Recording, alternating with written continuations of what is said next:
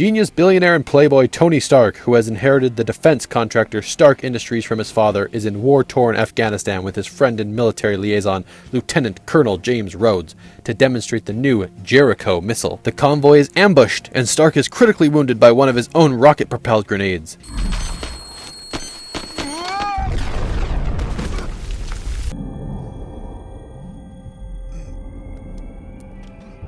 He is captured and imprisoned in a cave by the terrorist group the Ten Rings, and an electromagnet is grafted into his chest by fellow captive Yinsen to keep the shrapnel shell shards that wounded him from reaching his heart and killing him. Stark and Yinsen secretly build a powerful electric generator called an arc reactor to power Stark's electromagnet and a suit of powered armor to aid in their escape. Although they keep the suit hidden almost to completion, the Ten Rings attack the workshop when they discover their intentions. Yinsen sacrifices himself to divert them while the suit powers up. The armored Stark battles his way out of the cave to find the dying Yinsen, then in anger burns the Ten Rings' weapons and flies away, crashing in the desert and destroying the suit. After being rescued by Rhodes, Stark returns home and announces that his company will no longer manufacture weapons. Obadiah Stane, his father's old partner and the company's manager, advises Stark that this may ruin Stark Industries and his father's legacy. In his home workshop, Stark builds an improved version of his suit, as well as a more powerful arc reactor for his chest. Personal assistant Pepper Potts places the original reactor inside a small glass showcase. Though Stane requests details, Stark keeps his work to himself. At a charity event held by Stark Industries, reporter Christine Everhart informs Stark that his company's weapons, including the Jericho, were recently delivered to the Ten Rings and are being used to attack Yinsen's home village, Gilmira. Stark also learns Stane is trying to replace him as head of the company. Enraged by these revelations, Stark dons his new armor and flies to Afghanistan, where he saves Yinsen's village.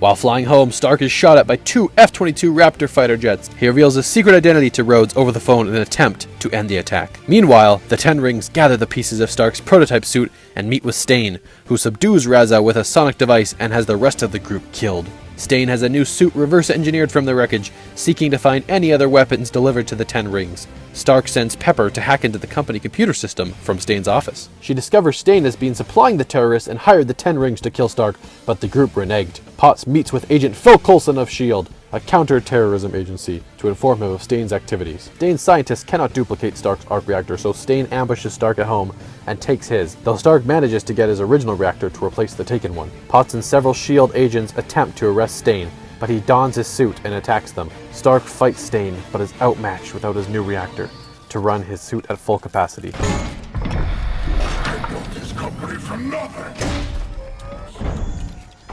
And nothing is going to stand in my way. Stark lures Stane atop the Stark Industries building and instructs Potts to overload the large arc reactor there. This unleashes a massive electrical surge that causes Stane and his armor to fall into the exploding reactor, killing him. The next day at a press conference, Stark admits to being the superhero the press has dubbed Iron Man. The truth is,